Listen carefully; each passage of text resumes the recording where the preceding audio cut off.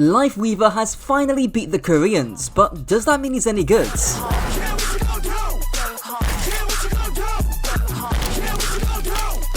After many weeks and countless Weaver videos I've made, Lifeweaver finally had his test, not just against any Koreans, but against the same ones that won the Esports World Cup. In fact, a certain coach promised he'd make the video if it happens, but he lied.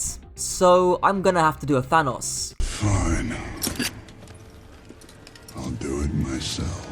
Get ready for Weaver outplaying 2 ultimates not just once, but twice, alongside a connection to Wuyang. Probably the most important thing to take away from this video is how useful Grip is at baiting ultimates, hopefully justifying the thumbnail. It allows a specific target to play hyper aggressive, force an ultimate, and just get gripped away. It's literally a 3-step formula for winning a fight. On the first point, after Fielder's Kitsune has dissipated, Kuffer pops the Annihilation, walking straight onto Merit. I actually find this kill kinda funny considering Merit just fucked up his power slide, which allows Kuffer to land the kill, but more importantly, because of how aggressive and out of position Kuffer seems, Proper throws down the Blizzard to catch him. And it's not just that, Chio chucks in the Ray too. It's a very simple life grip that allows Kuffer to bait out both ultimates, and considering Ramon still has the Blizzard, and considering the point is close to capping, you can add 2 and 2 together for what ends up happening. However, it's not just grip that's useful for baiting. Admiral is forced to grip away Kuffer,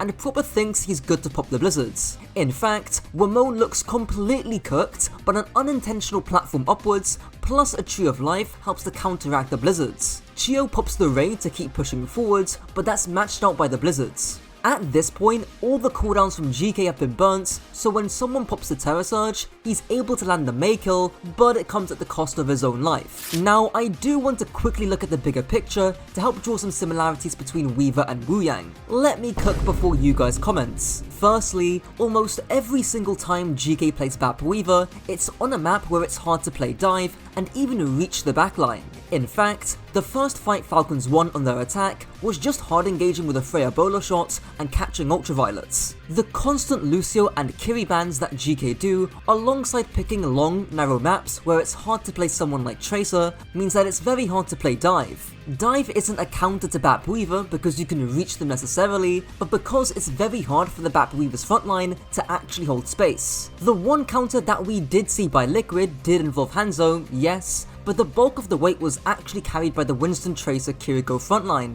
They barely even touched the Bap Weaver, they just played to force out the Bap Weaver's frontline and force points. So what does this have to do with Wuyang? Well, I think he shares similar weaknesses with Weaver in that both heroes can't clear flankers that well. By comparison, Lucio's got a boop and landing a few shots can add up. Brig obviously has her whip shots and a bit of armor too, but Wuyang's primary is not like the trailer. It's too unreliable to fight off a Tracer, and his Guardian Wave isn't that practical to use. I will say he does do good damage in general, as long as you just treat them like normal projectiles and you don't lead your shots. Now, as for Weaver, yes, we have seen in recent times Weaver getting a ton of buffs that make him not that terrible at fighting off flankers. But as most of you that watch me regularly will know, supports will often have 2 options against flankers: to fight and clear them, or to move and out-rotate them. And the best main supports are able to confidently do both. Lucio can speed and wall ride away, and Brig can bash away, especially with the perk. Weaver can realistically do one, just petal up and dash away. All Wuyang can do is just out-rotate to the best of his ability. He does not want any smoke from a Tracer, Ball or Diva at all. But I'll save the full Wuyang discussion for that video when it comes out. Going back to the Falcons game, and they decided to pull out the Zarya Venture. There's a few reasons that might have caused this. The first being that Ramon got off the Mei to go Venture. Mei can hard punish a Zarya with the good wall, especially with Ram in play. Secondly, you now have the ability to reach backline with Venture and zone specific characters, but I struggle to see how that's very useful. There's only a few fights and Falcons don't win half of them on Zarya Venture, so it's hard to accurately tell what they're aiming for. But we might get some insight here. In this fight, Lethal is very keen to get an aggressive overclock off. Obviously, the idea being that Admiral can just walk up and grip him away, but Merit's bowler shot prevents anyone from walking up. And Proper is easily and safely able to shut down lethal. Mei just can't do what Venture does here. Now, from GK's perspective, they've got 3 goals against the Zarya Venture stuff. Disrupt Proper and someone's engage, typically done by poking them out, absorb and live the burrow bubble cycle, and push forward afterwards. Almost 2 years ago, I made an anti-dive framework called Spar that none of you have watched, but it's a similar idea. Keep this stuff in mind for later. Unfortunately, despite the clear ult advantage that Falcons have, they throw that shit away real quick. Why you'd hard engage and play fast with Venture ults when you haven't got your grab yet, and you haven't got your Kitsune yet, is beyond me. But more importantly, Cover is able to zone away Falcon's backline from the Venture push. Admiral's tree also contributes to the zoning too, because it supports Cover while also blocking LOS from Proper and his team. Of course, long-term viewers will know this as the turn and burn, where one person, Cover, zones an entire backline, while the rest of the team turn and burn the one person in their backline. But hey, you still have a pretty good ult advantage next fight. Just grab the backline, right? Well, about that. The fight actually starts off with a very fast window by Ultraviolet, but because GK aren't able to disrupt Proper from going in,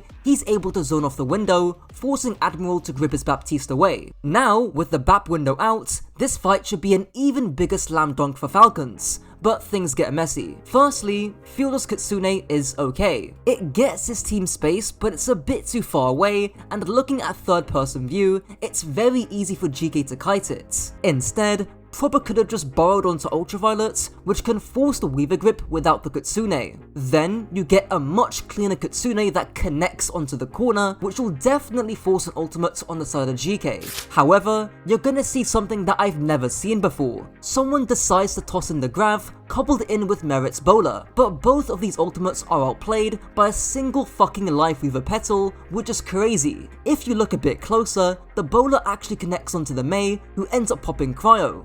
But the Cryo actually blocks the Bowler's LOS onto the Bap Weaver, which is how they end up living. In the wise words of Chipser, I think that's kinda unlucky. Now, having lived the big ult combo, it's GK's window to push forwards. Again, referring back to those 3 steps mentioned earlier. This time, they just do it with a simple Ram form and Blizzards. Before I continue, if you want to get my Sparlow approved coaching, click the link down below.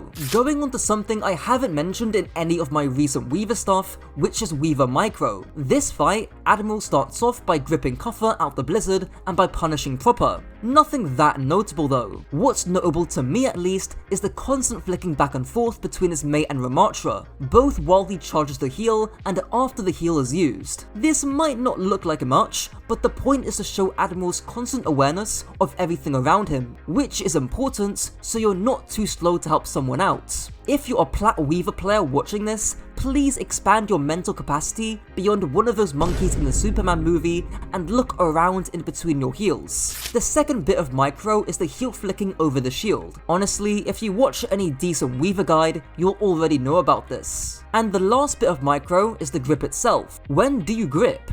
Do you need to have saved a life for a grip to be good? Well, I can answer the last question by saying no, not always. In my #1 Doomfist video, I explained how you don't need to charge Empowered Punch for your power block to be good, and conversely, how getting Empowered Punch doesn't always mean the block was good in principle. It's the exact same thing for grip. You could have accidentally saved someone by gripping them away from a fire barrage that you didn't see. Sure, it saved their life, but that doesn't mean it's a good grip by principle. So what determines a good grip? Well, it's the level of aggression a target is taking. In this example, Kuffer is getting shot at by 5 different targets, while 2 of his teammates are in spawn. He's also lost all of his armor too, which disproportionately gives Ram a ton of sustain, so gripping him makes sense. And to hammer this point home, when Kuffer gets frozen by the blizzard, Admiral doesn't grip. Why? Because Kuffer isn't taking any aggression. Instead, Admiral grips his Baptiste away, who's getting pounded by someone. Anyways, that's it for the video. Click the video on screen if you enjoyed, and until next time.